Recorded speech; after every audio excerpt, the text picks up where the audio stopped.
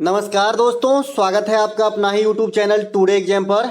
दोस्तों, जैसा कि आज है आपका 28 जून 2023 और आज जो है आपका फेज 11 का एग्जाम था और ये लेवल आपका 10th वाला है। देखिए, जो ग्रेजुएशन वाली लेवल होती है ना, वो शाम के शिफ्ट में होती है। जो सवेरे वाली शिफ्ट होती है वो 10th लेवल की होती है। तो चलिए देख लीजिए आज के फर्स्ट शिफ्ट में कौन कौन से प्रश्न आए थे। देखिए, ये सभी के सभी प्रश्न जो है ऑथेंटिक है 100%। अगर आपको कोई भी डाउट हो तो आप मुझे कॉमेंट कर सकते हैं। साथ ही साथ आपको मैं 100% से ज़्यादा यानी 150% वाली जो है इंपॉर्टेंट एक्स्ट्रा फैक्ट आपको प्रोवाइड कराता हूं, जो आने वाले शिफ्ट में हूबहू आपको देखने को मिलेगा जैसे कि आज तक मिलते आया है। तो चलिए दोस्तों, शुरू कर लेते हैं आज का ये वीडियो। कल के फोर्थ शिफ्ट का वीडियो आज हमने सवेरे पोस्ट कर दिया था, तो जिनको भी छूट गया है देखना ग्रेजुएशन लेवल वाला, वो जरूर देख लीजिएगा। ठीक है, फिलहाल इस वीडियो पे फोकस करते हैं। इस वीडियो के डिस्क्रिप्शन में टेलीग्राम का लिंक है, पीडीएफ के लिए आप टेलीग्राम ज्वाइन कर लीजिएगा, वहीं पे आपको पीडीएफ फ्री ऑफ कॉस्ट मिलेगी। प्रधानमंत्री गरीब कल्याण योजना में कितने दिनों का गारंटी रोजगार दिए जाते हैं? देखिए, नरेगा मैं बताया था लेकिन ये नहीं बता पाया था, है ना। प्रधानमंत्री गरीब कल्याण योजना में जो है ऑप्शन में आपको 110, 100, 200, 125 दिया गया था, तो आपका 125 दिन राइट आंसर हो जाएगा जी। ठीक है, 125 दिन की रोजगार दिया जाता है प्रधानमंत्री गरीब कल्याण योजना। ठीक है, इसके अलावा मनरेगा में 100 दिन की रोजगार दी जाती है और ये 100 दिन की रोजगार प्राप्त मतलब देने वाला, मुहैया कराने वाला संस्था ये दुनिया की सबसे बड़ी संस्था है। ये बात भी ध्यान रखेंगे। मनरेगा पहले नरेगा के नाम से स्टार्ट हुआ, बाद में महात्मा गांधी शब्द जुड़ गया, तब से ये मनरेगा हो गया। तो ये बात भी ध्यान रखेंगे, गांव के मुखिया के माध्यम से संचालित होते हैं। ठीक है, इसके अलावा जो इससे पहले आप फिर कहोगे कि भाई प्रधानमंत्री गरीब कल्याण में तो 125 दिन का दिया जा रहा है, तो ये क्यों बढ़ा है? तो भाई ये क्षणिक है, ये एक योजना स्कीम चलाया गया है एक सीमित समय के लिए, लेकिन नरेगा जो है ये चलती ही जा रही है अनवरत रूप से, जब से चालू हुआ है तब से, समझ गए।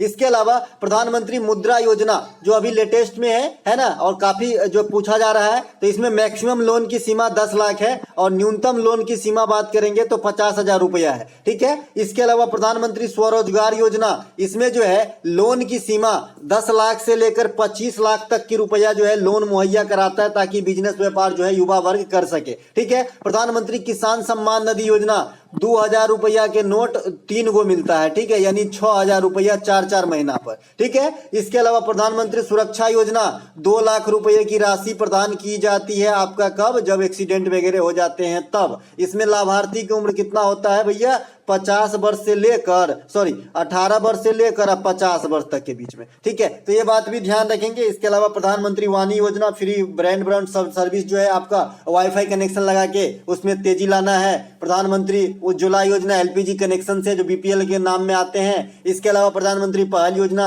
ये आपका जो है एलपीजी सब्सिडी से है। उड़न योजना ये आपका उड़े देश का आम नागरिक वायुयान सेवा से है। आयुष्मान भारत योजना ये आपका चिकित्सा टीकाकरण वगैरह से संबंधित है। इंद्रधनुष टीकाकरण से, आयुष्मान चिकित्सा से। ठीक है, तो इस प्रकार से जो है आपको ध्यान जरूर रखना है जी, है ना। योजना से काफी क्वेश्चन आ रहे हैं एग्जाम के अंदर। पुराने योजना भी याद रखना है, अटल पेंशन योजना वगैरह सबसे भी क्वेश्चन आते ही रहते हैं, ट्राइसेम वगैरह सबसे, जवाहर रोजगार योजना सबसे, है ना। अगला प्रश्न पूछा गया था, पंथी लोक नृत्य का संबंध किस राज्य से? बता रखे हैं ना भाई, बता रखे हैं। और ये जो सत्येंद्र सिंह नाम है इनका, जो इन्होंने मुझे क्वेश्चन दिया है, इन्होंने बताया मैं कभी सुना ही नहीं था। अरे भाई, पंथी, सुवा, राउत नाचा, कर्मा, सैला, ये सभी मैं एक ही लफ्ज में बोल देता हूं, है ना। ये छत्तीसगढ़ के हैं भाई पंथी, है ना, और पहले भी पूछे जा चुके हैं, ऐसा नहीं कि नया है ना। पंथी लोक नृत्य जो है ये आपका छत्तीसगढ़ राज्य से संबंधित है। ठीक है, छत्तीसगढ़ से, है ना। पंथी, सुवा, राउत नाचा, कर्मा, झूमर, पंडवानी, है ना, एक गेंडी, ये भी आपका छत्तीसगढ़ से ही है। तो ये सभी के सभी छत्तीसगढ़ से है, ध्यान रखें। ठीक है, इसके अलावा मैंने आपको बताया था कि ये झूमर और ये कर्मा पे स्टार लगाना है, क्योंकि छत्तीसगढ़ के साथ साथ झारखंड में भी देखने को मिलेगा। ठीक है, तो ध्यान रखिए, एनालिसिस का यही फायदा है ना। बाद में क्वेश्चन तो आपको भी पता चल जाता है क्या क्या पूछा गया है, लेकिन ये जो एक्स्ट्रा फैक्ट है ये आपके काफी काम के हैं। ये न सिर्फ करंट एग्जाम में, बाद बाकी अन्य जो आप फ्यूचर में जो भी एग्जाम्स कंडक्ट करेंगे सभी के अंदर आपको उतना ही फायदा शिद्दत से पहुंचाएगा जितने इस एग्जाम में पहुंचाएगा जी। ठीक है, ये 100% गारंटी वाला प्यूरिफाइड जो है आपका एक्स्ट्रा फैक्ट होता है। ठीक है, इसके अलावा ब्रीटा, जतरा, टूसू, गंभीरा, ये सभी के सभी पश्चिम बंगाल का डांस है जी, है ना, जिसमें पश्चिम बंगाल का जो एनिसेंट लुसेंट वगैरह में वहां से क्वेश्चन नहीं आता है। आजकल ब्रीटा पूछा जाता है, आजकल टूसू पूछा जाता है, ठीक है। तो ये ध्यान रखेंगे पश्चिम बंगाल से। अन्य में पश्चिम बंगाल में गंगा सागर मेला भी हो जाता है जो मकर संक्रांति के समय लगती है, तो ये बात भी ध्यान रखेंगे। इसके अलावा पश्चिम बंगाल में यात्रा जो है, इसी प्रकार से मैंने 3 यात्रा और बताया था, आपको ध्यान रखना है, कभी भी आ जाएगा एग्जाम में मुंह उठा के। एक धनु यात्रा, ये आपका ओडिशा के अंदर, एक जगन्नाथ रथ यात्रा भगवान जगन्नाथ के सम्मान में, ये भी आपका ओडिशा में, और एक आपका मेदराम यात्रा, ये आपका तेलंगाना में कोया जनजाति के लोगों के द्वारा 4 दिनों तक, जो इंडिया के सेकेंड लार्जेस्ट मेला है कुंभ मेला के बाद, तो इसे भी ध्यान रखेंगे। इसके अलावा तमाशा, लावनी, कोली, फुगरी, लेजिम, ये सभी के सभी महाराष्ट्र में, साथ ही साथ शिवाजी उत्सव महाराष्ट्र में, है ना, साथ ही साथ आपका गणपति उत्सव महाराष्ट्र में। जब गांव घर में बिहार में चौरचन पर्व होता है, गणेश चतुर्थी को हम लोग मिथिला रीजन में चौरचन कहते हैं, उसी समय महाराष्ट्र में गणपति फेस्टिवल का जो है आयोजन होता है। यहाँ पे 10 दिन से लेकर 1 महीने, मतलब 2 दिन से लेकर 1 महीने तक ये फेस्टिवल चलती है, गणपति उत्सव महाराष्ट्र में, और ये सबसे बड़ी जो है फेस्टिवल है महाराष्ट्र का। इसके अलावा महाराष्ट्र में गुड़ी पाड़वा नंबर्स होता है, ये बात भी ध्यान रखना है। इसके अलावा भारत अंडर 19 वर्ल्ड कप अब तक कितनी बार जीत चुका है? देखिए, यश धूल करके मैं जो है चिल्ला चिल्ला के मेरा गला छिल गया था, है ना, कि भाई ये 5वीं बार भारत जो है जीत करके लाए हैं ट्रॉफी। और यही ट्रॉफी जीतने के बाद आईपीएल 2022 में बहुत सारे खिलाड़ियों का सिलेक्शन भी हुआ था, अगर आपको याद हो, जिसमें 3 खिलाड़ी में से 2 तो चेन्नई सुपर किंग्स ने खरीदे थे, ठीक है, आपको याद ही होगा, और एक दिल्ली ने खरीदा था। है, क्यों खरीदा था भाई? क्योंकि ये आईसीसी अंडर 19 वर्ल्ड कप में अच्छा प्रदर्शन किए थे और साथ ही साथ भारत जीते भी थे, है ना। तो ये 5वां संस्करण था, ठीक है, 5वीं बार जीता था, है ना। इसके अलावा ये जो 2022 के आईसीसी अंडर 19 वर्ल्ड कप का आयोजन हुआ था, ये आपका वेस्ट इंडीज के अंदर हुआ था, है ना, जहां फाइनल में किसे हराया था भारत? इंग्लैंड को हराया था। कंफ्यूज बिल्कुल नहीं होना है भाई, आईसीसी महिला वाला भी अंडर 19 वर्ल्ड कप अभी अभी हुआ है, अंडर 19 वुमेन वर्ल्ड कप, मैंने महिला लिख दिया है, महिला अंडर 19 वर्ल्ड कप, ये आपका 2023 में हुआ है, जिसके विजेता भी इंडिया है, ठीक है, तो कंफ्यूज नहीं होना है। और ये हुआ था जो महिला वाला, ये आपका साउथ अफ्रीका के अंदर हुआ था, ठीक है, और यहाँ के भी उपविजेता इंग्लैंड ही है। संजोग देखिए, महिला वाला भी इंग्लैंड को ही हराया है, लेकिन 2023 में, और 2022 में जो हुआ है पुरुष वाला, वो भी इंग्लैंड को हराया है, लेकिन वो वेस्ट इंडीज में हुआ है, महिला वाला साउथ अफ्रीका में हुआ है, ठीक है। 2024, अच्छा, ये महिला वाला जो था अंडर 19 आईसीसी महिला वर्ल्ड कप, इसका फर्स्ट एडिशन था, और फर्स्ट एडिशन के विजेता जो है भारतीय है, ठीक है। 2024 आईसीसी अंडर 19 वर्ल्ड कप का आयोजन जो है श्रीलंका में होगा। देखिए, 2 साल पे होता है, तो 2022 में वेस्ट इंडीज में हुआ, तो आगामी प्रतियोगिता अगले साल होगा 2024 में, तो ये श्रीलंका में होगा, ठीक है। 2024 T20 महिला वर्ल्ड कप का आयोजन ये बांग्लादेश में होगा, और 2023 में T20 महिला का जो वर्ल्ड कप हुआ था, इसका आयोजन कहां हुआ था भैया? तो इसका भी साउथ अफ्रीका में ही हुआ था। इसके विजेता कौन रहे थे? ऑस्ट्रेलिया रहे थे। आपको समझ में तो आ रहे हैं ना भैया कि अंडर 90 अलग होती है और ओवरऑल कॉमन वाला अलग होता है। तो ये वाली कॉमन वाली वर्ल्ड कप की बात हो रही है 2024 में, जो T20 कॉमन वाली वर्ल्ड कप होगी, जिसमें आप 3500 साल के खिलाड़ी भाग ले सकते हैं, आपका जो है 1900 साल का भाग ले सकते हैं, इसे कॉमन वाला कहते हैं। इसमें कोई रिस्ट्रिक्शन नहीं है, एज रिस्ट्रिक्शन नहीं होते हैं, ठीक है। तो ये वाला कॉमन वाला जो होगा ये बांग्लादेश में होगा। जो आपका अभी इससे पहले जो मैंने बताया कि जो हुआ है 2023 में, ये आपका अंडर 90 महिला वर्ल्ड कप है ना, ये आपका साउथ अफ्रीका में हुआ है, विजेता इंडिया रहा है, उपविजेता जो है इंग्लैंड रहा है, ठीक है। तो ये बात भी ध्यान रखेंगे। और T20 जो कॉमन वाला हुआ 2023 में, वो साउथ अफ्रीका में हुआ, लेकिन विजेता रहा ऑस्ट्रेलिया, ठीक है। दोनों बात ध्यान रखेंगे। इसके अलावा अंग्रेजी के अंदर आपसे पूछा गया है भैया डिस्पेयर का एंटोनिम, है ना, डिस्पेयर का एंटोनिम। भाई डिस्पेयर मतलब क्या होता है? निराशा, हताशा, डिजेक्शन, है ना, डिजीज कह सकते हो इसे, है ना। तो ये डिस्पेयर का मतलब निराशा होता है, तो शाही टाइप से, है ना। तो इसका उल्टा पूछा गया तो होप मतलब आशा, चीयर मतलब खुशी, ऑप्टिमिस्टिक मतलब आशावादी, है ना, जॉय मतलब खुशी। देखिए, एक तो आपका ऑप्टिमिस्टिक का डायरेक्ट एंटोनिम पूछ देता है, तो ऑप्टिमिस्टिक का डायरेक्ट एंटोनिम जो है पेसिमिस्ट होता है, मतलब निराशावादी जी, ठीक है। ऑप्टिमिस्ट और पेसिमिस्ट एक दूसरे के मतलब रिवर्स हैं, और ये वन वर्ड सब्स्टिट्यूशन में आता है जी आपका ऑप्टिमिस्ट और पेसिमिस्ट, ठीक है। तो इसे भी ध्यान रखेंगे, है ना। इसके अलावा इस प्रकार से बहुत ज्यादा है, इस प्रकार के फॉर्म में, ऑप्टिमिस्ट वाला फॉर्म में, है ना। इसके अलावा आते हैं यहाँ पे सैनोनिम की बात कर लेते हैं डिस्पेयर का। तो आपका ग्लूमी, ग्लूमी माने क्या होता है? अंधकारमय। अंधकारमय, अंधकारमय कब होता है कोई कंडीशन? जब बहुत ही विपरीत कंडीशन हो, है ना। एंग्विश, ये भी होता है ऐसी स्थिति, है ना, ग्लूमी टाइप से, निराशाजनक टाइप से। डिजेक्शन, हताशा, निराशा का, जैसे डिजेक्शन कब होता है ना, रिजेक्शन भी आप कर सकते हो। तो रिजेक्शन किस सेंस में कहते हैं कि जैसे कहीं आप कुछ इंटरव्यू देने गए, आपका जो है छांट दिया गया, है ना, तो वहां पे रिजेक्ट कर दिया, रिजेक्शन हो गया। एक डिजेक्शन भी होता है जी आपका अंधकार में, मतलब इस प्रकार से हताश निराश टाइप का इसका भी सेंस आता है, ठीक है। तो अब देखिए साइनोनिम और एंटोनिम क्या होता है। एग्जैक्ट तो दुनिया में कोई भी चीज एक का दो हो ही नहीं सकता जी, मैं ये बता रहा हूं। आप हो ना, आप अपने आप में अलग हो, आपके जैसा कोई नहीं हो सकता। इसी प्रकार से कोई भी वर्ड का अपने जैसा कोई नहीं हो सकता, लेकिन मिलता जुलता जो सबसे क्लोज तक पहुंच रहा है ना, वो अर्थ अपने को मारना होता है। और दूसरी बात एंटोसैनो में ये भी ध्यान देना होता है ना, खास करके उच्च लेवल के एग्जाम में, कि भाई एडजेक्टिव के फॉर्म में पूछा है तो एडजेक्टिव के फॉर्म में कौन सा ऑप्शन है वही आंसर देना है ना। तो ये बात भी ध्यान रखना पड़ता है। एक ऑप्शन मेलोडी का एंटोनिम पूछा गया है। देखिए मेलोडी का एंटोनिम डिस्कार्ड हो जाएगा, वाद विवाद होता है, तानाशाही, खींचातानी, झगड़ा, ये सब डिस्कॉर्ड हो जाता है, यानी मन मुटाव टाइप से, है ना। डिसएग्रीमेंट, नाराजगी, है ना। डिसहार्मोनी, देखिए हार्मोनी का होता है सौहार्द, और जैसे ही डिस लगाते हैं वैसे ही उल्टा हो जाता है जी। यहाँ पे एग्रीमेंट में डिस लगा है, यहाँ पे कोड में डिस लगा है, लेकिन यहाँ पे इसके डिस्कॉर्ड में मत जाइए। एग्रीमेंट में डिस लगा है, हार्मोनी में डिस लगा है, तो ये उल्टा हो गया है। एग्रीमेंट का उल्टा डिसएग्रीमेंट, हार्मोनी का डिसहार्मोनी, है ना। हार्मोनी का मतलब होता है सौहार्द, इसका उल्टा करेंगे तो आपका जो है डिसहार्मोनी हो जाएगा, जो मेलोडी का एंटोनिम दर्शा सकता है, ठीक है। इसके अलावा पुष्यमित्र शुंग किस वंश के शासक? देखिए कल बताया था आपको, जब पूछा गया था आपका कि गुप्त वंश के संस्थापक कौन थे। देखिए पेपर कटिंग नीचे है, तो पुष्यमित्र शुंग आपके शुंग वंश के संस्थापक, और मैंने ये भी बताया था कि ये ब्राह्मण थे भाई, है ना। इसके अलावा शुंग वंश के संस्थापक कौन है? पुष्यमित्र सिंह, जो ये क्वेश्चन पूछा गया है। पल्लव वंश के संस्थापक सिंह विष्णु है। मौर्य वंश के संस्थापक चंद्रगुप्त मौर्य है। हर्यक वंश के संस्थापक बिंबिसार है। गुप्त वंश के वास्तविक संस्थापक चंद्रगुप्त प्रथम है। ये बात मेरे जरूर ध्यान रखना किसी कोने में, कि जब भी वास्तविक लगा के पूछेगा 4 से 5 क्वेश्चन आपके एग्जाम में आते हैं। एक तो आपका पूछा जाता है कि जैन धर्म के वास्तविक संस्थापक कौन है, तो भाई जैन धर्म के वास्तविक संस्थापक भगवान महावीर मारना, और इसी में से अगर मैं ये वास्तविक डिलीट कर दूं तो जैन धर्म के संस्थापक ऋषभ देव हो जाएगा। कौन हो जाएगा? ऋषभ देव, ऋषभ देव, ठीक है। तो इस प्रकार से आपको ध्यान रखना है, ठीक है, ऋषभ देव हो जाएगा, है ना। लेकिन अगर वास्तविक कहेगा तो भगवान महावीर। उसी प्रकार से गुलाम वंश के संस्थापक कुतुबुद्दीन ऐबक होगा 1206 में, सल्तनत की पहला वंश। लेकिन वास्तविक संस्थापक कहेगा तो इल्तुतमिश हो जाएगा। तो ये बात भी ध्यान रखना है, ठीक है। उसी प्रकार से केंद्र में कार्यपालिका का प्रधान जो होता है ये आपका प्रेसिडेंट होते हैं, लेकिन अगर वास्तविक प्रधान कहे तो आपका प्रधानमंत्री हो जाएंगे। उसी प्रकार से राज्य में कार्यपालिका का प्रधान जो है गवर्नर होते हैं, यानी राज्यपाल, लेकिन अगर वास्तविक प्रधान कहेंगे तो सीएम हो जाएंगे। तो ये सब जो वास्तविक वाले जो प्रश्न आते हैं इसे जरूर ध्यान रखें। इसके अलावा लाय हरोबा त्योहार आपसे पूछा गया जी, तो लाय हरोबा सब दिन बताते हैं भाई साहब। लाय हरोबा मणिपुर का प्रमुख त्योहार है, और हॉर्नबिल जो है ये आपका नागालैंड का है, तो इसे भी ध्यान रखेंगे।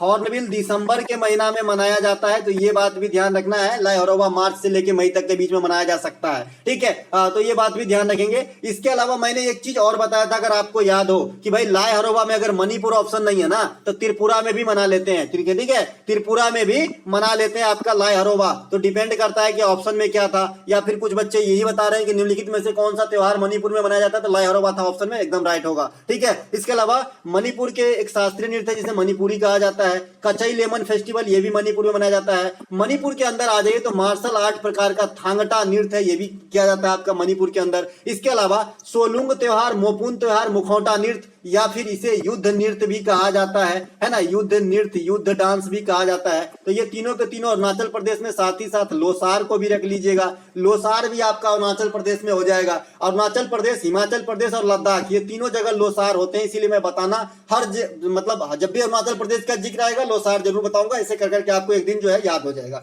इसके अलावा लोसांग, देखिए लोसार बताया हूं, ये लोसांग है भाई। लोसांग से क्वेश्चन आया था किस कैलेंडर के अनुसार, तो तिब्बती चंद्र कैलेंडर के अनुसार हम इसे सेलिब्रेट करते हैं। ये किस धर्म की त्योहार है, तो बौद्ध धर्म की त्योहार है। कहां मनाया जाता है, सिक्किम के अंदर, लोसांग, ठीक है। यो थो लोसार, लोसार जो थो वो आपका हिमाचल प्रदेश और आपका अरुणाचल प्रदेश और लद्दाख में, लोसांग सिक्किम के अंदर, ठीक है। सिक्किम के अंदर सागा दागा भी मनाया जाता है, ठीक है। इसके अलावा नीचे आ जाइए, छोड़ेंगे ना हम तेरा साथ हो साथी मरते दम तक, पूरा याद करा के छोड़ूंगा।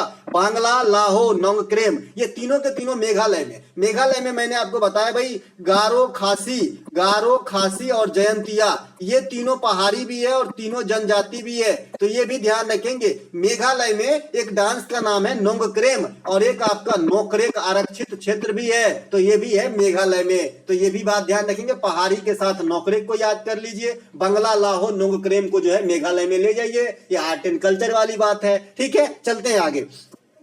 अगला प्रश्न, अंडर 90 एशिया कप 2019 का आयोजन किस देश में हुआ था? अब देखिए ये एशिया कप की बात कर रहा है, वहां पे अंडर 90 वर्ल्ड कप की बात कर रहा था। देखिए ये अंडर 90 एशिया कप है। अंडर 90 एशिया कप 2021 का आयोजन कहां हुआ था? एक बच्चे बोल रहे हैं 19 का आयोजन कहां हुआ था, आइए बताते हैं कहां हुआ था। देखिए 2019 में बात करेंगे एशिया कप है ना, अंडर 19 वाला, तो ये आपका हुआ था जी श्रीलंका में। विजेता कौन रहे थे? इंडिया 8वीं बार। ठीक है, इसके अलावा 2021 में संयुक्त राज्य अमीरात में हुआ था, ये 9वीं एडिशन थे और भारत जो जीता ये 8वीं बार। एक सेकेंड क्योंकि यहाँ पे कुछ गड़बड़ा रहा है ना, कुछ गड़बड़ा रहा है। देखिए ये अंडर 90 एशिया कप है। सबसे पहली बात ये हमने बताना है आपको कि 2019 और 2021 दोनों का डाटा देना है आपका, क्योंकि एक बच्चा 2019 बताया, एक 21 बताया, मैं यहाँ पे आपको दोनों का डाटा दे रहा हूँ। 2019 में जो हुआ था ये श्रीलंका में हुआ था, ये आपका 8वां एडिशन था और इंडिया जीते थे, तो इंडिया का ये 7वां टाइटल था जीत का। ठीक है,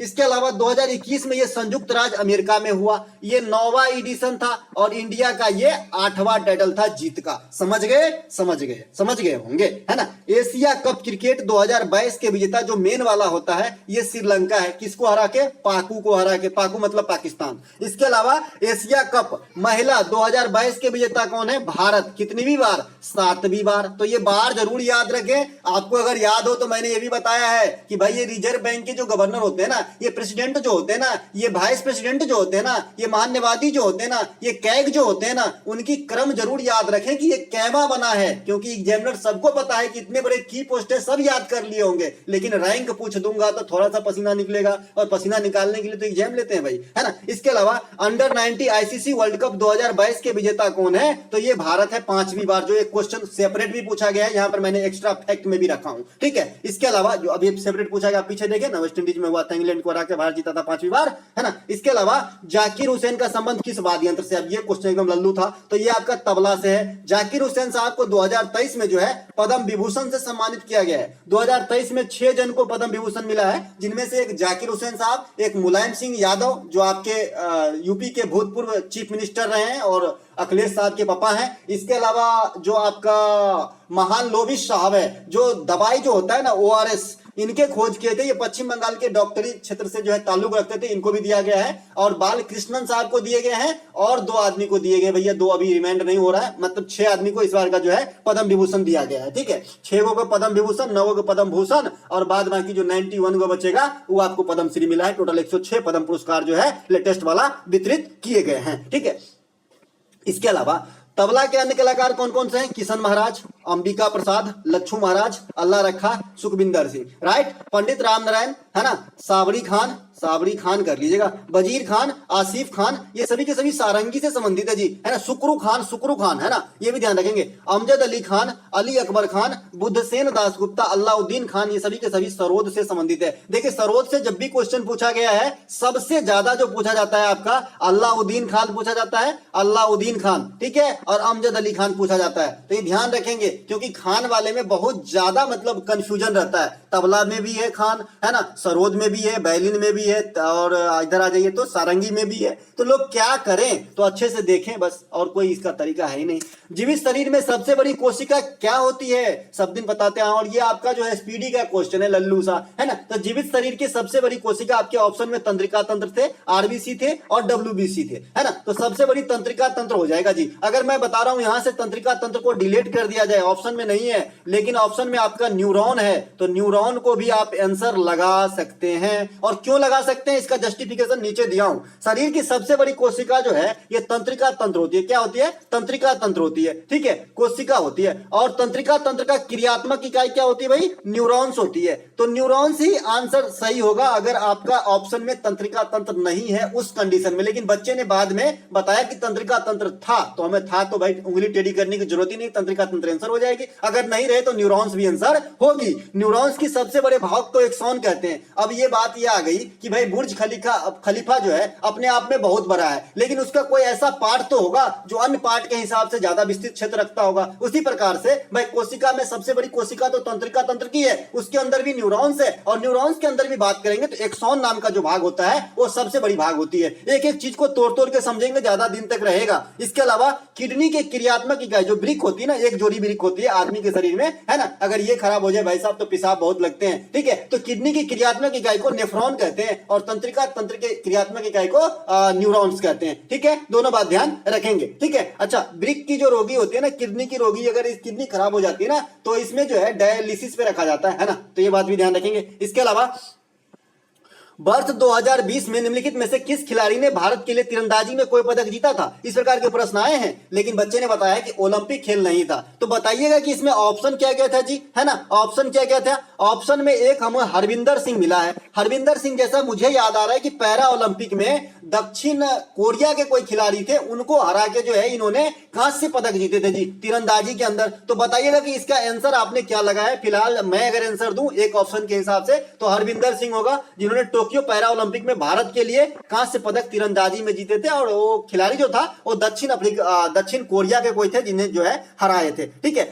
अच्छा, ये जो ओलंपिक शुरुआत हुई थी ना आपकी, इससे पहले पेरिस में तीरंदाजी प्रतियोगिता हुआ था। यहाँ पे दीपिका कुमारी जो है 2020 में पदक जीती थी पेरिस में जाके। तो ये बात भी ध्यान रखेंगे, हो सकता है कि दीपिका कुमारी भी आपका जो ऑप्शन में हो। दीपिका कुमारी को सभी जानते हैं, काफी पॉपुलर जो है तीरंदाजी में क्षेत्र में जो अपना अहम रोल दिए इंडिया के लिए। और लेकिन ये जो है ओलंपिक में कोई पदक नहीं प्राप्त कर पाई, निराशा हाथ लगी ने। कोई बात नहीं, आगे वाली ओलंपिक में ले लेंगे 2024 में, तो फिर होना है भाई, है ना। तो अगर कोई चीज हाथ से छूट जाए तो उसमें निराश होने के बजाय उसमें जो है रणनीति बनाया जाए कि अब कैसे किया जाए, है ना। तो ये जो है दीपिका कुमारी भी हो सकता है। तो इन्होंने पेरिस में जो तीरंदाजी प्रतियोगिता हुआ था वहां 2020 में जीती थी। और हरविंदर सिंह जो है पैरा में जीती थी, जो टोक्यो में हुआ था 2020 के अंदर, 21 में हुआ था हालांकि, लेकिन 2020 के लिए था वो, ठीक है। टोक्यो ओलंपिक में भारत को तीरंदाजी में कोई भी पदक नहीं मिला था, ठीक है। इसके अलावा गोदावरी जल विवाद आपसे पूछ लिया है भाई। गोदावरी जल विवाद और कृष्णा जल विवाद ये दोनों पूछा जाता है। और आपका एक सिंधु नदी तंत्र जो है ना